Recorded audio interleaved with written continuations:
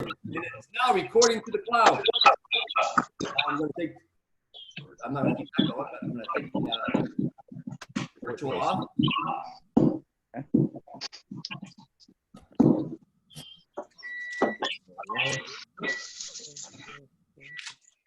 That's not working properly the way it should work either. Good morning, boys and girls. I hope everybody's having an awesome day. We are recording this to the cloud. This morning, we have the man, the myth, and the legend, Mr. Jeff Elledge, with us this morning. I want to thank on these calls. I'm going to start off by muting everybody. Make it a little bit easier. And then I'm going to go Mr. Jeff. Where is Jeff Elledge? Okay, that's not, Mr. Elledge, which one are you? Galaxy Note 9. Okay, here we go. That's me. Okay, I got that. We're going to mute everybody. Got to find this Galaxy Note 9. Let's do it this way. Unmute. You're there, Jeff? Yes, sir. Perfect. I want to begin. I want to thank everybody for being on these calls. It really makes a big difference when we have a big group and everybody's excited and ready to rock and roll and pump things up. And I also want to thank everybody for sending in the questions. That really helps a lot. It's great to see all the things that everybody wants to know and get involved with. So we're going to rock and roll this morning. We're going to get things going. Jeff Elledge, as everybody knows, has been consistently for the last year and a half one of the top trainers month in, month out. Someone's not muted. Let me see who this is. Okay. No, I can't see anybody not muted. It's just me and you, Jeff. A little bit of overhang there. But, Jeff has his stuff on speakerphone. Jeff, do you have your phone on? Yeah, my phone's turned on. I wonder why we're getting a background. Let me see if I can't find your Galaxy here. If I can find it, that'll make it a whole lot easier. I got notepad and paper if you just need me to write things down and fill it. There it is. No, I'm just going to make you a co-host, and that should be able to get rid of that background noise. There we go. Okay, so we got some great questions here this morning. I apologize for getting a little bit late started. The computer wasn't quite paying attention and cooperating the way I'd like it to. So we're going to start with a real nice and easy question for Mr. Jeff Elledge. Jeff works out of the Wisconsin office, Madison, Wisconsin. If you haven't been to Madison, Wisconsin, definitely make the trip. The office is absolutely gorgeous. You'd learn a ton of things from Jeff, and it's actually a very beautiful city. And we're going to start off with an easy question for you, Jeff. What year did you start in direct sales? 1990. 1990. My God. Seems like yesterday, doesn't it? No. A real quick 30 years. You don't look that old, big boy. Yeah, thanks. Not a problem. My pleasure. What city did you start in? Dubuque. Dubuque. There's a lot of superstars that come out of Dubuque. No question about that. I don't think a town like that has all those superstars sitting there waiting to happen. Now, how many times have you moved for your opportunity in direct sales? Well, I have moved a total of 19 times, but there was a stint there for 18 months when I was going through a divorce that I just kind of went on the road as a corporate trainer, and I stayed gone for 18 months, never came home. And so I was in a store even Thanksgiving, Christmas. So I traveled all over the Midwest at that time, but 19 times I moved. Fantastic. That's a lot of moving, a lot of packing up and moving, no question about that. What attracted you the most to the OmniShield opportunity? First responder. The first responder program. When I heard that, being in direct sales my whole life and dealing with leads that in today where leads are a little different than what they used to be, I was pretty sold. I thought that was a no-brainer. Fantastic, absolutely. And myself as well. Tom's answer the other day, April's answer seems to be a lot of people's answers. There's no question. This product definitely lends itself to getting great opportunities when it comes to leads. Now, Lisa would like to know, what do you think is the most important aspect of training? I think that being able to train different people all on the same product, and everybody has different needs when they're in a training. Some people are there for money, some people are there because of their timing, some people are there for wanting an opportunity. So being able to teach everybody, keep everybody on that motivated level is probably number one. Fantastic. Great answer. Great answer. How long do you train your media recruits, your media trainees? That's a great question. Who'd that come from? That also came from Lisa. Okay. I have done it 5 days. I have done it 4 days, 3 days, and I've done it 2 days. You know, and I just talked to Tyler here right before everything went crazy. And we got so many different tools that we can use. I really believe that you just don't need to be training more than 3 days. Fantastic. Okay. Now, what should all new recruits focus on their first week in the business and their first month in the business? A new trainee coming out, what do you think they really should focus on their first week and their first month on the road? Opportunity that they should be focusing on keeping them leads generated, because they'll get better at it. Okay. Now, you have a great walkthrough. What elements do you find most effective? In the walkthrough? Yes. Personalization and asphyxiation, and drawing the picture. Personalization and asphyxiation. The walkthrough, I don't know, can you see me anymore? I can see, well, you're stuck. I can hear you perfectly, but the picture's stuck with you reaching. That's crazy. So I don't know how to fix that. But anyhow, that's the look you have. Back to that question that by doing that, what was the question again? Sorry, somebody just woke me. You have a great walkthrough. What elements do you find most effective? You answer personalization and asphyxiation. Yeah, this is a transfer. At this time, you're now not trying to sell that customer. That you're just trying to get that customer to sell themselves. This has to be their idea, that walkthrough. 100%. 100%. Absolutely. What and who inspires you? My son Hudson inspires me. That the comments that I get from, like, Jeff, would you do your walkthrough, or the little things like that, that inspire me. That being good at things inspire me. Okay, awesome. Now, you're married to Aubrey, and you have a little one at home and another little one on the way. How many more are you planning on having? This is it. Number 8 is it. Number 8. Okay, well, that was the next question. How many kids do you have, and what are their age range? Okay, from 29 to Ruby will be here probably this weekend. So Ruby? I absolutely love kids. I love some of them more than the others, but I love them all. Okay. What will your first day back from this quarantine look like? You know, I don't think there's, I really don't, I don't think there's going to be a first day back. I think this is going to be a process but a first full day back is going to be fire. I'm excited. It's going to be a lot of fun. Sweet. Now, do you have a favorite protection story? I've got a few. One of them is, I wasn't in the home, but I was on the phone calls, and this lady was a single lady. She was on a fixed income that, and I told her, I said, boy, I sure wish somebody fixed mine.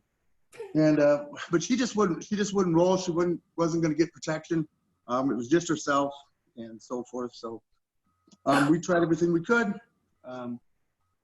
And we didn't have anything. The rep called back and said, yep, she'll put it on her credit card. She's going to take it. Absolutely blew me away, because that was one thing where one of them that we definitely had nothing on. And I asked the rep, I said, so what was the decision? And she said, oh, she asked me a question right when I was packing up. She said, so these batteries, they really last 20 years? And she said, yep. She said, well, I just hate changing them batteries. I don't like climbing them ladders. So yeah, I'll just take it. So she bought it just purely for not having to change batteries. And she was on a fixed income and ended up putting it on a credit card. That's amazing. There I am. There you go. Okay, sweet. What is your favorite motivational movie? Tombstone. Okay, what part? Well, that it reminds me of the Lifesavers versus the Eagles. Where's Carmen at? Well, he's up at April's office walking on water. Joel Putman, I have a lot of friends. Well, I don't. That kind of thing. Fantastic. We're really tight. We are one really tight division. I do believe that we got a lot of loyalty to each other, and I like that. Fantastic. Appreciate that. This is another good question from Taylor. What is something that takes you out of a rough mindset and puts you into a positive mood? Money. Money is one. changing something for the better. Overcoming an obstacle motivates me. That just facing the problem and coming out with an end result, I guess. Okay. Another good question from Taylor. What do you do in your spare time? Do you have any hobbies, any interests? Make babies. No, I love the outdoors. I love to fish. I love to go splunking. If any of you know what that is, it's going in caves. I'm a real big Bigfoot advocate. None of you knew that.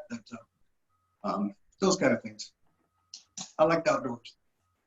Sweet. Really, really good. What is your #1 goal this year? To open my own office. Okay. Very good. Now you have a really memorable sales call from when you were a sales rep. Do you have any demo that you ever remember as a sales rep that stands right out? Oh, I've got quite a few. I am the Chris Farley of demonstrators for sure. But I was at a customer's house one time and they said they needed to think about it. And man, they had the money, they could do it. That I knew I had them there. And right before I went to leave, I asked if I could borrow the bathroom. So I went into the bathroom and I put the toilet lid down. I sat on the toilet and I took my pen and I took the roll of toilet paper and I wrote, while you were thinking about it, 1-800-289-1237, which was their toll-free number. And then I did it on the next sheet, the next sheet, the next sheet, the next sheet. And I was in there for a good 10 minutes. So they really thought I was in there probably making a mess of the bathroom. So when I got out of the home, back then we had to go to a payphone to call in for our next demonstration. So I called in and Tom said, hey, I don't know what you did, but that last guy you were at said he wants you to come back to his house right away. So I thought, oh boy. So I went back to the house and he had that 12-foot of toilet paper laying across his dining room table. And he said, well, what the hell, you crazy bastard? So what's that all about? And I said, well, you know, I do a lot of my good thinking when I'm on the toilet. And I just thought, well, if you were thinking about it, I want you to make that right decision right away. He said, we'll take it. I love it. That's very creative and definitely gets the point across. That's awesome. Okay. When you are teaching safety advisors how to get in the door, when do you teach it and what do you teach them? Monday. I teach them that on Monday. I don't teach them that in the training. That on Monday when I teach them that, when they knock on that door, I tell them that they're gonna get out of that car right away and look happy, wave as soon as they get out of that car, get to the front door, and as they open that door, they're wiping their feet. So they're building that respect for the customer right away. From there, the customers are gonna invite you in. Make sure you address, if it's a man that answers the door, assume it's Bill. If a woman answers the door, assume it's Shirley. That you're gonna get about 5 feet inside that house and they're gonna ask you this question. They're gonna say, what's this all about? They're not asking you to do a demonstration form right there or to give them information about the demonstration. If a plumber comes to your house, Carmen, where do you take them? Take them to where the problem is. Right. If the toilet's broke, where do you take them? To the toilet, right? Right. If your dish network's broke, you take them to the dish receiver. That when you have a fire safety advisor in your house, all they're asking is, where do we go? So when they ask you that question, what's this all about? Say it works out best in the kitchen. If you lead the way, I'll follow. That's how you get inside the door. Right from there is beautiful home. How long have you lived here? Did you know your neighbors on the left? Do you know your neighbors on the right? Do you know the neighbors across the street? Do you know the neighbors behind you? In case of emergency, which neighbor come running first? It's always good to have good neighbors. Then it's into where do you work? What do they like best about their jobs? Does a job provide them a lifestyle they'd like to live? If they want to go out to a movie or out to eat, could they?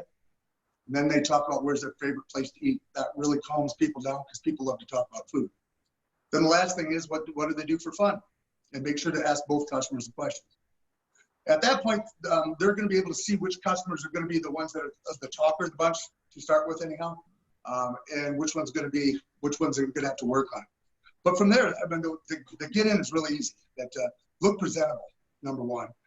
Be friendly, smile. Go in with confidence. And that's what a new person's missing the most is confidence in getting inside that door. Having to fight their way in. It makes it hard for them. Awesome. Absolutely awesome. Okay. How did you get started in direct sales? I read an ad in the paper for a factory outlet. Must be able to start work immediately. And so I put on my best pair of bib overalls, and it said factory outlet, so I thought it was a factory. And I showed up for this interview with, they did group style interviews back then. There's probably 12, 15 guys there, all dressed up, suits, polos, stuff like that. And I had a pair of bib overalls on. And I sat through the interview, and man, I was poor. I come from poor. And afterwards, they met with you. And he said, well, what did you think of the opportunity? I said, listen, I don't know anything about sales, but I do know this. I'm a hard worker and I'm teachable. He said, well, give us a call back at 4:30. We'll let you know if you have a job. So I called back at 4:30, which I didn't think I had a chance. When I talked to them, they said, so what did you think of the opportunity? I said, I'll tell you just like I told the guy when I met him that I don't know anything about sales, but I am a hard worker and I am teachable. So he said, well, you qualify, so you got the job. Congratulations. And I thought for sure they made a big mistake, but they said bring lots of paper and pencil. So I came in with a whole tablet and a whole box of pencils. I didn't understand I could have had a pen, but yeah, that's how I got started. I read an ad in the paper that, and I wanted to change. That my family were loggers, and it was either feast or family kind of deal. We grew up poor. I just wanted one of those chances, I saw it and I believed in the opportunity, and it's all history after that. Fantastic. That's awesome. Okay, this next question is from April. Your walkthrough is by far one of the best that she has seen. Can you do us a copy of your walkthrough right now while we're having this recorded? That for number one, that coming from April, and I've heard that from a few other people, coming from April, I surely appreciate that, and I sure will. That I hope not to take too long to do this for you or whatever, but when doing the walkthrough, there's some things that you need to keep in mind. It is about asphyxiation and it's about personalization. It's about drawing that picture that fire. It has to be done.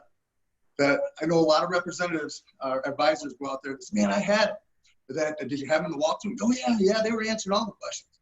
And what happens at that point is that I think a lot of times they do get on board and they start answering the questions. So what we do is we just kind of lay off the questions.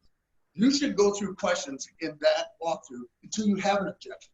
You have to handle all the objections before you get back to the table. So we always start in the master bedroom. That they lead the way I follow. The first thing you should do is a mission statement. Now, this should be about your third mission statement now. Your first one is, hey, I'm going to be sharing some information with you today that I hope to God you never have to use. But I do know this, if you do, it will save your life. So let's get started. So when you get to this point, I take a lot of pride in what I do. As you can tell, we had a lot of fun today. And this being the most serious part of my presentation. Because if we make a mistake here, what will it cost you? And they say it's their lives. Okay? That lets them know that if we make a mistake, they're part of this. This is that transfer and the ownership of getting them to purchase. So I always have the wife hold the pamphlet, and I have the husband carry the smoke alarm. So when we get in there, I start that mission statement, and then I go right to Denise. What we have here is a worksheet. There's some questions up at the top. This is going to decide if you need protection and where the protection goes. And I'm here to help you through every bit of it, okay? So that lets the customer know that you're there to help them through this. This is their process. What can start a fire in this room? And when I teach this, that they have to find a minimum of 5 things that will start a fire. But these 5 things that will start a fire, that you have to create urgency with it. So Carmen, here in your master bedroom, that what in here could start a fire? Well, the TV could. Yep, and when? Anytime, I guess. You're exactly right, anytime. And Brenda, what do you see here to start a fire? So you hand the questions back and forth, and you get anytime, anytime, anytime, anytime, anytime, and then you commit them on. So would you agree you could have a fire in this room anytime? They say yes, move on to the next question. But you have to have a minimum of 5. Keep in mind, when you're going through this walkthrough, you ask them in that demonstration that out of all the rooms we talked about today, which ones concern you the most, Carmen? My grandsons. Right. And see, then Brenda maybe said a different room. She said kitchen. So keep that in mind when you're doing your walkthrough, because those are going to be some hot rooms for you, right? So then you get into the next question. When do you want to know? When do you want to know about it? So when you have that fire, now at this question, you draw a time to the fire. I like to pick either 2:30 in the morning or 3 o'clock. So you have that fire at 3 o'clock in the morning tonight. Okay, when you have that fire at 3 o'clock in the morning, when do you want to know about it? And they say, well, I want to know right away. So there's the big question of why. They're going to say, well, so we don't burn up, right? Because if mom and dad don't get out, who else don't get out? Everyone. If grandma and grandpa don't get out, Carmen, who else don't get out? Everyone. Okay. And at this point, in my demonstration, I know that everyone's names, and that's why that has it on the top of that evaluation sheet. I think I actually used an old evaluation sheet here. So,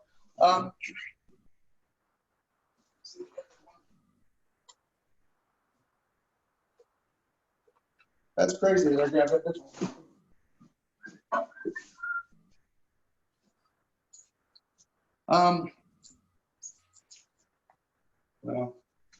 I for some reason I have an old evaluation. So we're going to go with these questions, okay? Yeah. But drawing that time to the fire, because when they said, well, when do you want to know about it? Well, of course I want to know about it right away, right? That the next question on the other form says that who does this fire affect first? And they say, well, it affects us first, right? How does it affect them? And they're going to, well, we're probably going to burn up. You want to remember this, okay? The fire doesn't need to reach you to harm you. Because what it's doing, it's consuming all the oxygen inside the air, or inside the room. If you had the same alarm they talked about in the video, how long would it take for it to go off? And they say 30 minutes. If you look at the alarm, you say, you do have the same alarm they talked about in the video. And how long did it take for that to go off? They say 30 minutes, right? Knowing what you know now, how does that make you feel about that alarm? So close them again on that question. So if it takes 30 minutes for your alarm to go off, what are your chances? Okay, Carmen. So let's get serious about this. If it takes 30 minutes for your alarm to go off, 55% chance it won't. You've only got 2 minutes to get out of your home. What's your chances? Not good. Not good at all. Let me ask you this, Carmen. If your alarm failed 55% of the time brand new out of the box, how long have you had that alarm? Probably in 8 years, 9 years. Yeah. What do you think the success rate is now? What do you think the failure rate is now? I never thought about it until now. You think it's better or you think it's worse? It's got to be worse, of course, sure. It's definitely worse, isn't it? Yeah. And those are not numbers that we want to gamble for family, correct? Correct. Okay. So at this next question here, it says, so how important is it to put something in here? So this is where I go to Brenda, and I say, Brenda, how important is it for you to put something in here to save Carmen's life? Now, we always used to say protect, but this is a different type of day and age that what we're doing now. It's saving lives. That's what we do. So we don't use the word protect anymore. Now we say save. So, Brenda, how important is it for you to put something in here to save Carmen's life? She says, well, it's very important. Now, Carmen, for God's sake, don't mess this up. How important is it for you to put something in here to protect Brenda's life, or to save Brenda's life? Pretty important. Yeah. That, there's one worse thing than dying in a home fire, Carmen. I've talked to a lot of customers, and here's what they all tell me. That if you make it, she don't. Or she makes it, you don't. Would you agree? Absolutely. Okay.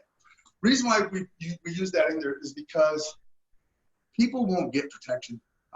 They don't always get protection for themselves. They're more likely to get protection for their spouse, or for their children, or for their grandchildren. So remember, the number one way people die in a fire is asphyxiation. This is because they don't find out in time. Okay. So tonight, this is where you draw the picture of the fire. Tonight, your fire doesn't start in your bedroom. Tonight, your fire starts down in your kitchen. Here's what's going to happen. It's going to draw every bit of oxygen out of this room before that smoke even enters. And Carmen, you're going to fall deeper and deeper into what? You sleep. Yep, until what happens? Until I don't sleep anymore. That's right, you don't wake up. Okay. Now, the next question is, we'll put your Omni Shield sensor right here. So what I do is have the customer hold that up to the wall, and I say this: tonight, when that fire starts in the kitchen, you have Omni Shield, and the alarm in your kitchen's going off. What alarm is going to go off? He says, this one's right here. And I ask him this: is this the kind of protection you want for your family? And they say yes. Okay. You wouldn't even have to think about it, would you, Carmen? Nope. Okay. So that's another place to handle think about objection. Okay. Now, the last thing we need to do in this master bedroom here, Carmen, is decide whose side of the bed is that bed trigger going on. It would definitely go on my wife's side. Okay. She's the light sleeper? Absolutely. Excellent. Super fantastic. So Brenda, that's going to go on your side of the bed, and we'll put that smoke sensor right there. Okay. Now, this is kind of hard to teach to people other than just telling them, because you don't usually, when you're in training, go through a whole house. But this has to be done in every room. When I get to that hallway, and I learned this from David Carter, I just picked it up. I don't even know if he really knew what he was doing, but he came to Dubuque one time, and a bunch of officers were here or whatever, and he had me stand up, and he said this: "Can you do me a favor? We're out in the hallway, because the hallway's hard to sell. So what I want you to do," and we were the customers, he said, "I want you to just put your back against the wall." Man, that hit me so hard. It was unreal. So I stood there with my back against the wall. He said, "So what in here could start a fire?" Well, the plug-ins, yep, when, anytime. The lights, yep, when, anytime. But when we went through the process in that hallway, we talked about blocking off and exits and that kind of thing. But most part is that he put me against the wall. I believe this: when a customer has their back against the wall and they make decisions, or when somebody has their back against the wall and they make decisions, it's usually something they'll stick with. But at that point, it's that hallway is so important, because it's the blocking, it's the escape route. When you get into the hot rooms, okay, maybe the room was the utility room, okay, you're going to have to draw 3 fires at least in your walkthrough, 3 pictures of fires. So we'll use utility room. So Carmen, here in your utility room, what can catch on fire, blah, blah, blah. What in here bothers you the most, Carmen, in your utility room? What's your biggest fear in this room? The furnace. The furnace, okay. And I definitely can see where that would, because it's kicking on and off all the time. There's a lot of components to it. So let's say this tonight, 3 o'clock in the morning, that furnace there starts on fire, okay? Here's what's going to happen. And start drawing that picture. Now, when people think of a fire, they think of smoke in their home. They think of white smoke, or they think of daytime fire. That it's 3 o'clock in the morning. You're upstairs sleeping. That furnace catches on fire. It's going to start to go up this wall. That you're going to see that in this room here is going to start filling up that thick, black, toxic smoke. Okay, when you can't even see your hand in front of your face, and the fire's going what direction, Carmen? Absolutely up. It's going up, isn't it? Okay. Yeah. When you had that fire in here tonight, 3 o'clock in the morning in this furnace room, when do you want to know about it? Right away. Why? So that I can get out, so I can get my family out. This is probably the most important question I ask all my customers, Carmen, is that who does this fire affect first? Where we sleep right above it, so I'd say me and my wife, me and Brenda. Right, and why? Because I think the fire is going to come up through the floor and hit us in the bedroom. And you're right above here, correct? Right. Right. So, and I do that in every room outside that bedroom. And I draw that picture to the kitchen fire. But when I get to them hot spots, I'm like, who does this fire affect first? You just did a whole walkthrough for now. Yeah. You know that if there's a kid up there, if there's somebody on the other side of the wall, this is where you have to get that mental picture in their head of that fire drawing that oxygen from those rooms, or the fire going up through the floor. So, but draw the pictures of, if it's the refrigerator that catches on fire, if it's the utility room that catches on fire, or what in that utility room, and draw the picture. And the best way to do this is to go onto YouTube and look up fires. Look up fires on a fuse box. And that's a big one that I like to hit on, is that when I'm in that utility room, I go over to the fuse box. Would you mind if I took a look at your fuse box for you, Carmen, real quick? I'm sorry. Would you mind if I took a look at your fuse box for you real quick? Absolutely. So I open up that door. You know how they have the little levers that slide back and forth? Have you ever had any of these trip, Carmen? Yeah. Just go From back. what? Go back. From what? From over too much electricity and electricity. Overloaded, right? Yeah. So what I'm doing right now is what I do is I take my thumb like this and I just push all of them over to the side. I don't shut them off. I'm just testing them to see if there's one that's loose. Because when those get tripped 2 or 3 different times, Carmen, or over a period of years they get tripped, that they won't spring all the way back. So therefore, these ones that are kind of like not half set, but they're still on, Carmen, you want to really keep an eye on that one. Here's why. When that circuit doesn't break right, okay, and that stays open, and that wiring is down here, but that's going to your bathroom upstairs, okay, and it's overloaded. And there's usually 6 things plugged into every one of those, that you got fires flaming through these walls and you don't even know about it. So really keep an eye on that. It's kind of like when you're in the kitchen during the demonstration and you're asking about, you tell them about the warranties or about the warranty cards. Carmen, every time you put an appliance inside your home, you fill out a warranty card, and you send that in. Do you do that? Yep. You do? Well, good for you. Most people know. I don't do it, but Brenda does it. Okay, right. So when most of the customers say, no, we don't do that. Well, would you agree that we could be sitting in your kitchen right now with recalled products and not even know? Because that's the only way they can notify you if you have recalled products. Oh, really? So those kind of things like that create a doubt that they could have a fire. Gets them thinking, wow, I guess I could have recalled products. Or wow, I guess my circuit, people don't ever think of their fuse box catching on fire, but that's how Amanda lost her children. Fantastic. So yeah, make sure you hit all the rooms. If you go to an attic and you can't get up there, because I can't get up in most of my head won't fit most holes, stand right below it and ask them all the same questions. That when you get to to different rooms, you get to like the living room. Okay, guys, you know the drill. Rebecca starts when, right? Then you're going to start talking about who's it affect first. And when they start drawing that picture, that affects Timmy first. Okay. So let me ask you a question, and I know it's a no-brainer, that if this fire is going to affect Timmy first, how important is to put something in here? That's awesome, Jeff. I want to thank you very much for that. That's really some really great information and great little tools there. When this is all over, what is your plan for the Madison office, where you get things back into full swing? What's my plan? Well, one of our first plans is we're going to go up to Brandon's office. We're going to steal some information there. We haven't talked to Brandon yet about it, but now you know, Brandon, we're coming up. But we're going to change. We're changing some things there. We're definitely going to develop a part-time program that I'm going to be doing some field training, running more demos myself. A lot of exciting things going on. Fantastic. Who have you had lunch with lately?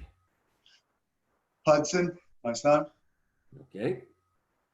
You enjoying that time? Love it. That's great, isn't it? Yeah, it certainly gets the time to catch up on, no doubt about that. Sue Jenna would like to know, how do you help a safety advisor who's done 8 fast start weekend demos and they all DNS'd? Well, at one time I probably wouldn't have known that answer and then said get rid of them. But we done this new thing, and I got this. I was at a trade show and I talked to another company, direct sales company. So I started doing this. We use Marco Polo, and I know David Carter. I talked to him about it. He brought it to you guys' attention about this Marco Polo. This thing's so slick, it's unreal.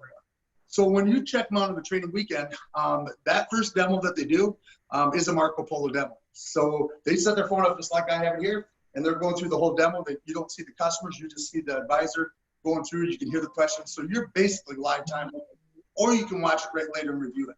So our new program is on Marco Polo. If you run 3 demos and you don't sell, it's a Marco Polo demo. Your next demo is a Marco Polo.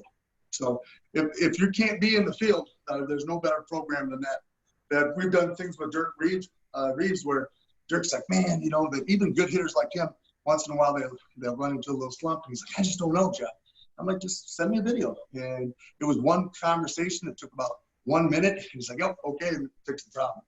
And some of those advisors that maybe have a little hard luck, man, they're good. You hear a lot of good stuff. And I got a guy that just blows you away the way he can close inside the house. Sweet. Love it. Love it. Love it. How do you keep your reps motivated daily? Opportunity. It's an opportunity. 100%. Sweet. Love it. Aside from family, what drives you? Being good, being known for things like the walkthrough, or that I'm better at some things than other people. I think that drives me. Okay, love it, love it, love it. This is a question from Scott and Jake. How soon do you want to hang out with the Tri-City duo of Scott and Jake again? Man, I hang out with those guys anytime. And this goes out to Brandon style too, that I've been around a lot of offices where people come into other people's offices and they're just clowns. These guys are just top-notch, great individuals. I just checked my mail here 3 days ago, and this is how long it's been since I checked my mail. Thanks a lot for that gift card for coming up there. These guys are true champions. I learned more from them than they probably learned from me. Great guys. That's why we're coming up there. You definitely motivate me. Fantastic. Love it. With all of your years' experience running offices, what do you think is the one aspect of running a successful office that most managers or dealers overlook or underestimate? Time management. Time management. You know, sometimes as managers, we put in a ton of hours, and we don't really, you know, produce much. And if anybody's had to deal with that with me before, it's Tom sometimes where that day, did you get that done? No, I didn't. But I don't remember time I didn't have time. I didn't do it because I've been around long enough to know that you probably wouldn't buy that. If you're working a 14, 16-hour day and you say you got time to do it, geez, how Tom says this, man, you sold that many today? You were really that busy that you didn't have time to do that? So yeah, time management. That we used to do a thing where it was every 15 minutes we wrote down what we were doing. I tell you what, really makes you productive.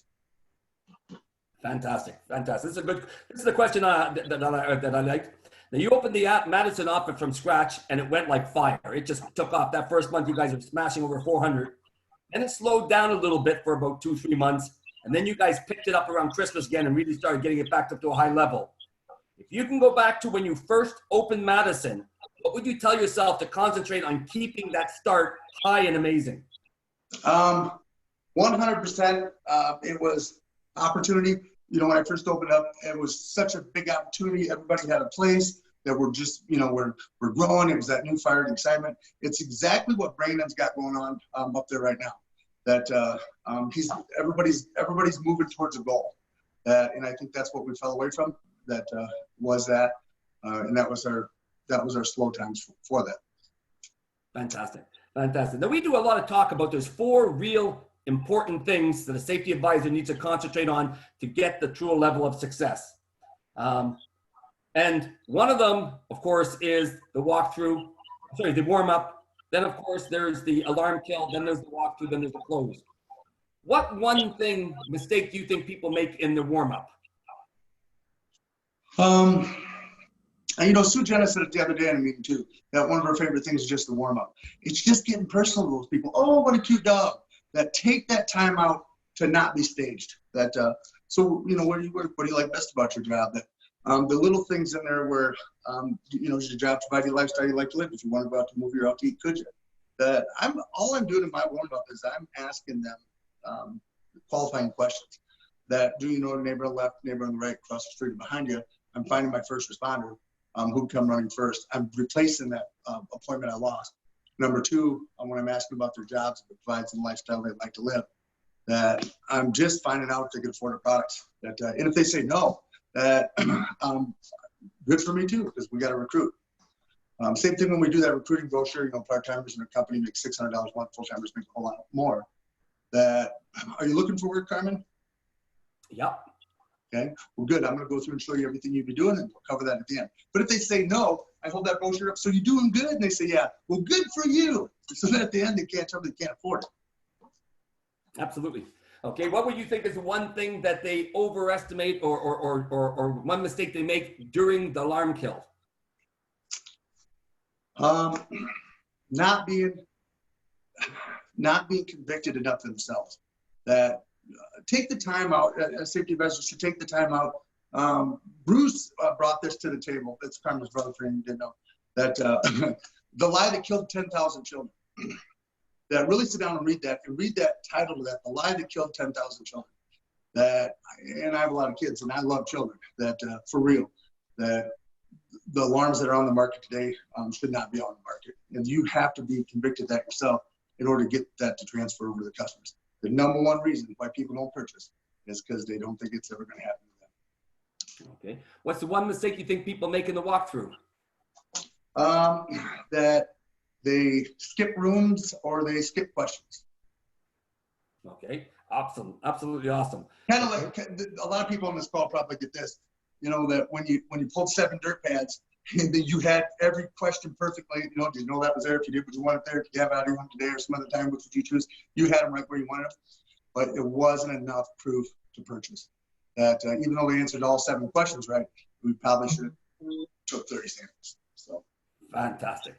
Now, so many people do a great job at training, and that's a very, very important responsibility, but it's developing the next level that truly determines success. So what do you feel is important when it comes to developing great trainers? Great trainers. Number one is knowing what knowing what not to say. That I see a lot of times a new trainer, when they go in there, will just say some stuff where you shouldn't say that. That knowing what not to say in some cases, but a trainer is, they just got to focus on knowing their room that they're in. The nice thing about the demo that they're doing over this training is that they got time to do it, and it's a controlled environment. So they're just taking their demonstration, they're spread it out over a few days. But when they, like the media hire, I do that first day, I do a demo for them. That I sit back and I look at that response, and I get this, that how do we want to get one? Do we get discounts? And I was asking that, if you did, would you get it today? And tell them right there that fill out that paperwork before they leave. But know your group. Do some background on these people through Facebook. Do some background on these, which ones have kids, which ones don't, that kind of thing. So I try to focus on, I put a couple people right up close to me that I know have children, that I know that are easy sales, and I focus on them as being my customers through this demo. And when they see other people getting sold, I think that helps them have faith that they can sell. Fantastic. Okay. Derek would love to, if you could do it in about 5 minutes, can you do your tri-fold brochure? Yep. So this year, Bruce brought this, down in the Dubuque office. When we were having a problem getting bigger packages, this builds a ton of value. It really does. So the first thing on this, what you should do is flip over the back, and it says there. I just had the customer read this one part here. It says, OmniShield is not the product of compromise. It isn't built to be. So compromise someone else. What does that mean to you, Carmen? It means it's quality. Yeah, that we take a lot of pride in our products, Carmen. We take a lot of pride in protecting your family too. We'll do a great job for you. So I only cover the smoke. It's right after this here package where we say, now this is your smoke sensor. And we go through that page. Now I'm going to give you a little bit more information about your smoke sensor. So how I do this, how I teach it is that there's features here, okay? And then I have them write the benefits there. They have a master copy. They set this one here in front of the customer, okay? So it has a quartz crystal oscillator. What this is, that's how they communicate through radio waves. So if one alarm goes off, every alarm goes off. And it has a 360-degree unobstructable smoke chamber. What that means, Carmen, is it sees at 360 degrees. All other optical sensors on the market only see at 180. If I'm leading you across the road, Carmen, do you want me to use one eye or both? Both eyes. If they're failing 100, if they're failing half the time, or they only see 180, they're failing half the time. Would you agree? Yes. Okay. Has dual differential thermal sensors. Okay. So they can sense heat. Okay, and they can also see the smoke. Has a proprietary wireless connection. That means it's all wireless. Okay. They have a one-touch silence feature. When all alarms are going off, okay, simply push any button, it shuts all the alarms off except for the room of origin where the fire started. This way, Carmen, because here's what you want to remember about fires. They're very dark, they're very loud, and they're very scary. Okay? You can't see your hand in front of your face with the best fire equipment on the market today that firefighters have. They'll show you this. They can't see their hand in front of their face. So at this point, when you hear that alarm still going off that way, you know to exit this way. If you alarm going that way, you know to exit that way. Does that make sense? Yeah. All right. Has a 100 decibel piezo horn. They're loud. It's a Texas Instrument microprocessor controlled intelligent smoke sensing. This was designed by NASA engineers for our company. Well, all that means is it has multiple purposes and it's multiple functions. 94 VO flame rated by UL standards. That means is we go above and beyond. Okay. Has an infrared optical scanning chamber every 4 seconds. What that means to you, okay, is when you're sleeping on an 8-hour night, when you're sleeping, it's checking your air in your home. It's scanning your air in your home 28,800 times while you sleep. Let me ask you, Carmen, is that the kind of protection you want for your family? Absolutely. Okay. It meets the 10-year tamper-resistant requirement with a 20-year lithium manganese battery. Okay. So no more climbing ladders, no more tripping batteries. It has a 200-foot radio frequency range. That means there's just one alarm. It has to be within 200 feet of the next alarm for them to interconnect. So you can also cover out buildings. We know we're here in Iowa and Wisconsin, so we have a lot of farmers we deal with that. Has self-diagnostics. Okay, what this thing does is it's constantly checking itself for heat, smoke, cleanliness, and battery life. Okay, if any of those aren't exactly what they're supposed to be, they'll notify you and let you know. It has a lifetime fire replacement warranty. Carmen, these are not going to keep you from having a fire. They're just going to make sure your family gets out alive, and that's what's important, right? Absolutely. If any of these products are damaged in any way, we replace them at absolutely no cost to you. And last, it has a lifetime replacement guarantee. Last one you'll ever need. Take the brochure, take it away from them, set it off to the side, and don't go through the other ones with it because it's just a bunch of repeat. Fantastic. That's awesome, brother. That's absolutely awesome. Great job. Appreciate that very much. Well, Jeff, I want to thank you for being on here this morning. A lot of really great information, a lot of really great answers, super questions. We're going to finish it off this morning basically on this, okay?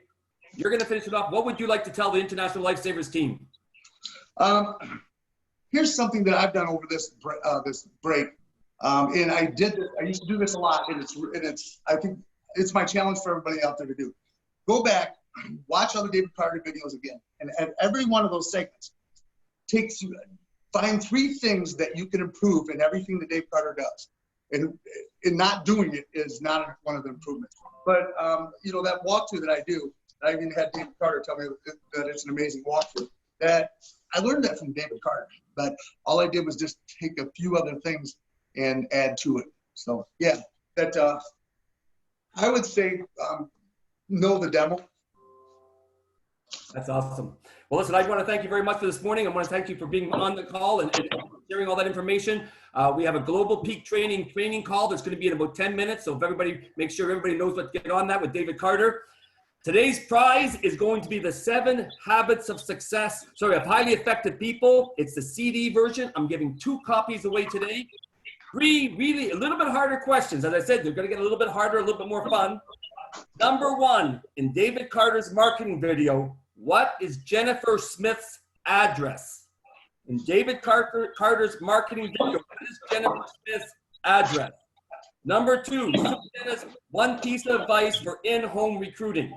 What's the 1 piece of advice Sue-Jenna offers for in-home recruiting? And number 3, how many properties does Chris Putnam own? How many properties does Chris Putnam own?